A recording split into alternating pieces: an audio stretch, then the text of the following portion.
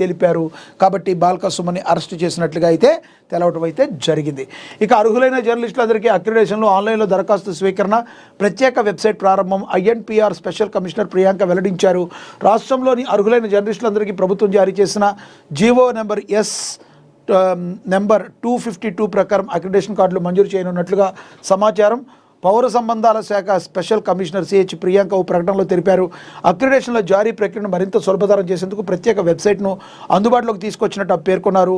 Print, electronic media ప్రతినిధులతో పాటు digital media, freelancers, వెటరనర్ senior జర్నలిస్టులు కూడా అక్రిడేషన్ కోసం దరఖాస్తు చేసుకోవచ్చని తెలిపారు.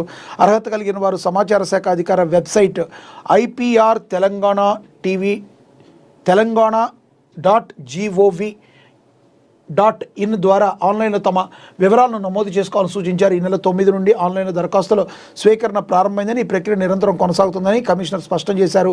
జర్నలిస్టులు ఎప్పుడైనా తమ దరఖాస్తులను సమర్పించుకోవచ్చని తెలిపారు. దరఖాస్తు చేసుకునే సమయంలో సాంకేతిక ఇబ్బందులు ఎదురైతే జర్నలిస్టుల కోసం 9154170881 ప్రత్యేక హెల్ప్లైన్ నెంబర్ కేటాయించారు.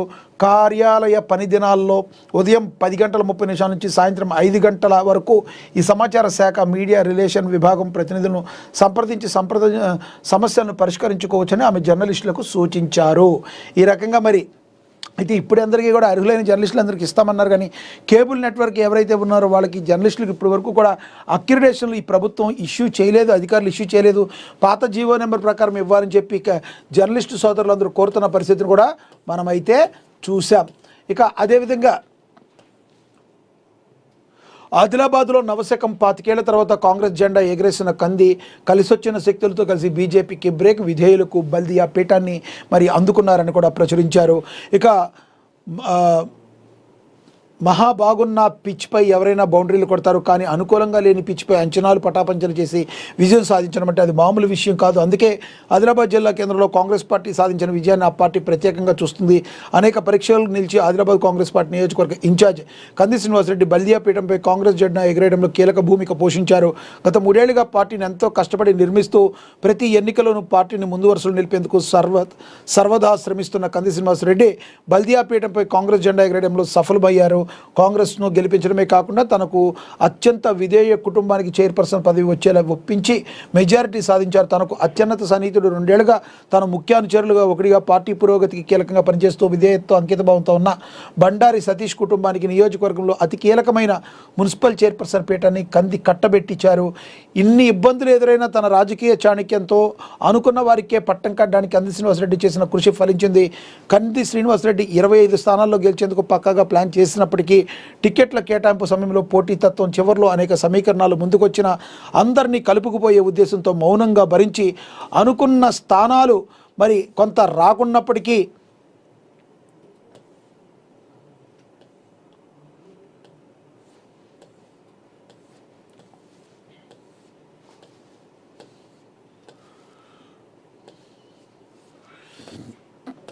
అనుకున్న స్థానాలు కొంత రాకపోయినప్పటికీ ఆయన నిరాశ అయితే చెందలేదు. తనకున్న ప్రయత్నం అయితే మానలేదు.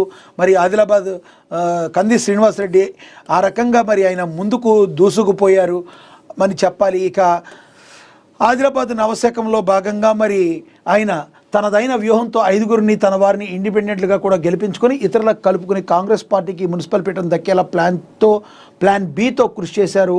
ఇక ఆ విధంగా కంది శ్రీనివాసరెడ్డి తనదైన మార్కును అయితే ఆదిలాబాద్లో చూపించారు. ఇక ఓవరాల్గా ఇక ఆదిలాబాద్ యొక్క డెవలప్మెంట్ మీద కూడా ఒక రకంగా ఆయన దృష్టి పెట్టారు అనుకోవచ్చు. ఆయనకి ఇప్పటికే కూడా ఆదిలాబాద్ వ్యాప్తంగా కూడా మంచి పేరు ప్రఖ్యాతులు ఉన్నాయి. మరి అంబులెన్స్ సేవల ద్వారా నిరుపేదలకు వైద్యం అందాలి, సకాలంలో ఫ్రీ ఉచిత అంబులెన్స్ సేవలు కావచ్చు, లేదంటే 3.5 ఏళ్ల దగ్గర నుంచి నిత్యాన్నదానం కావచ్చు, ఆయన చేస్తున్న సేవలను ప్రజల గుండెలో నింపుకున్నారు. తద్వారా కష్టాల్లో ఉన్నప్పుడు పార్టీకి ఎంతో కష్టమైన సరైన ఆదిలాబాద్ జిల్లాలో అంతంత మాత్రంగా ఉన్న మరి పరిస్థితి నుంచి ఈ రోజున మున్సిపాలిటీలో ఏకంగా అందరి మద్దతు కూడగట్టుకుని కాంగ్రెస్ జెండా ఎగురవేసే స్థితికి చేర్చినందుకు కంది శ్రీనివాసరెడ్డి యొక్క కృషిని మరి పార్టీ హైకమాండ్ కూడా చాలా అప్రిషియేట్ చేస్తున్న పరిస్థితిని మనమైతే గమనించవచ్చు. ఇక అదేవిధంగా అమెరికా భారత్ మధ్య సబ్సీ కేబుల్ రూట్ అని లక్షల మందికి ఉద్యోగ అవకాశాలని గూగుల్ CEO సుందర్ పిచాయ్ తెలిపారు. అదానీ ఏఐతో చేతులు కలిపిన గూగుల్ అని కూడా ప్రచురించారు. ఇక అదేవిధంగా నెట్ జీరో సిటీగా హైదరాబాద్ గ్రీన్ ఎనర్జీకి తెలంగాణ ప్రాధాన్యం ముంబై క్లైమేట్ వీక్ సదస్సులో మరి సీఎం రేవంత్ రెడ్డి తెలిపారని కూడా ప్రచురించారు. ఇక అదేవిధంగా ఇందిరమ్మ ఇండ్లను గృహప్రవేశాలకు రెడీ చేయండి, మార్చి 31 వరకు నిర్మాణ పనులన్నీ పూర్తి చేయండి, ఎప్పటికప్పుడు బిల్లులు చెల్లించండి, పెండింగ్లో పెట్టవద్దు, ఇసుక ఇటుక సిమెంట్ కొంత చౌకగా లభించేలా అధికారులు దృష్టి సారించాలి, కరీంనగర్ జిల్లాలో వేగంగా ఇండ్ల నిర్మాణం ప్రోగ్రెసెస్ చాలా బాగుంది, డబుల్ బెడ్రూమ్లను లబ్ధిదారులకు అందించేలా చర్యలు తీసుకోండి. రాష్ట్ర గృహ నిర్మాణ శాఖ కార్యదర్శి housing board corporation managing director VP Gautam తెలిపారు. జిల్లా కలెక్టర్ పమ్మిల సత్పత్తో కలిసి అలుగునూరు కోతిరాంపూర్లో ఇందిరమ్మ ఇండ్లను పరిశీలించడాన్ని మనమైతే చూడొచ్చు. ఇక అదేవిధంగా గ్రామ సభల్లో రేడియల్ రింగ్ రోడ్డు భూబాధితుల ఆవేదన, భూమి ప్లాట్లకు ప్లాట్లు ఇవ్వాలని, కోట్లు విలువ చేసే భూములకు తూతూ మంత్రంగా నష్టపరిహారం చెల్లిస్తామంటే ఊరుకోమని భూబాధితులు బీఆర్ఎస్ పార్టీ అండగా ఉంటుందని కార్తీక్ రెడ్డి అయితే తెలిపారు. ఇక మాదక ద్రవ్యాల నిర్మూలన సమిష్ట బాధ్యత అని జిల్లా కలెక్టర్ పమ్మేల సత్యవతి అయితే తెలిపారు. ఇక అదేవిధంగా చూసుకుంటే కుష్టివ్యాధి నివారణకు పటిష్ట చర్యలు చేపట్టాలని NHRC leprosy special monitor Pradeepta Kumar Nayak తెలిపారు. రోగులకు నాణ్యమైన వైద్యం అందించాలన్నారు. కుష్టివ్యాధిపై ప్రజలకు అవగాహన కలిగించాలని కూడా తెలిపారు. ఇక అదేవిధంగా ఆమనగల్లో మున్సిపాలిటీ అభివృద్ధికి కృషి చేయాలని కూడా నేతలు పిలుపునివ్వడం జరిగిందని కూడా ప్రచురించారు. ఇక అదేవిధంగా భక్తిభావం కఠిన ఉపవాసం 4 రోజుల పాటు దైవనామస్మరణే కనిపించని ఇంకా నెలవంక అని కూడా మరి రంజాన్ స్పెషల్ గురించి ఒక ఆర్టికల్ కూడా రాశారు రంజాన్ గురించి.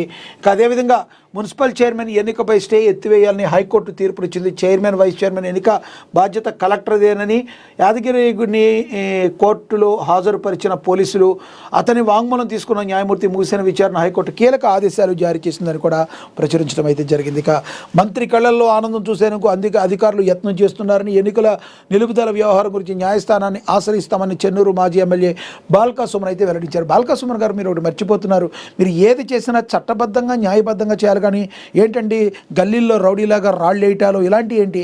కాబట్టి మీరు ఏది చేసినా మీకు ఏదైనా అన్యాయం జరిగితే చట్టబద్ధంగా వెళ్ళాలి. మిమ్మల్ని ఫాలో అయ్యే నాయకుల్ని రెచ్చగొట్టి దాడులు చేపిస్తే ఇదేమన్నా మరి మీ కాలం అనుకుంటున్నారో ఏంటో బాల్కా సుమన్ గారు, మీరు సరిగ్గా యువకుడు అనుకుంటున్నారో మరి రాజకీయ యువకుడు అయితే అయ్యి ఉండొచ్చు, కానీ ఇది మాత్రం కరెక్ట్ పద్ధతి కాదు. ఎందుకంటే మీరు గొడవలు చేసి ఘర్షణలు చేసి ఏదో అల్లర్లు సృష్టిద్దామంటే ఇది మీ బీఆర్ఎస్ అయ్యాము కాదు, మీరు ఎట్టా పడితే అట్లా ఉండేది కాదు. అర్థమవుతుంది బాల్కా సుమన్ గారు, మీరు మీ గర్వం కానీ ఏదైనా ఉంటే పక్కన పెట్టండి. ఒక మంత్రి కావచ్చు, ప్రభుత్వం అధికారంలో ఉన్నప్పుడు వాళ్ళు వెళ్తున్నప్పుడు వాళ్ళ కార్ల మీద రాళ్ళెలా రువ్విస్తారు మీరు? మరి పట్టుకుని మీకు చక్కగా బిస్కెట్లు చాక్లెట్లు పెడతారా జైల్లో పెట్టకుండా? మీకు ఏదైనా అన్యాయం జరిగింది అనిపిస్తే చట్టపరంగా వెళ్ళాలి. లా అండ్ ఆర్డర్ని మిస్ చేసేటట్టు ఏ రకంగా మీరు వెళ్తారు బాల్కా సుమన్ గారు? దీన్ని హరీష్ రావు గారు ఖండించడం అనే దాన్ని కూడా మరి వివేక్ గారు కూడా తీవ్రంగా తప్పు పట్టిన పరిస్థితి మనం చెప్తున్నాం. మీరేమనుకుంటున్నారు? బాల్కా సుమన్ ఈ రకంగా వ్యవహరించడాన్ని, చట్టాన్ని తన చేతుల్లో తీసుకోవడాన్ని మీరు ఎలా చూస్తారు? కింద కమెంట్ బాక్స్ కమెంట్ చేయండి. ఇక కలెక్టర్ను కలిసిన మున్సిపల్ చైర్పర్సన్ దంపతులను కూడా ప్రచురించారు. ఇక హత్య కేసులో నిందితుడికి రిమాండ్ అని మొయినాబాద్కు సంబంధించి మండల పరిధిలోని కాంసీబౌలి గ్రామ శివారులో సోమవారం జరిగిన హత్య కేసు గురించి 24 గంటలు ఛేదించారు.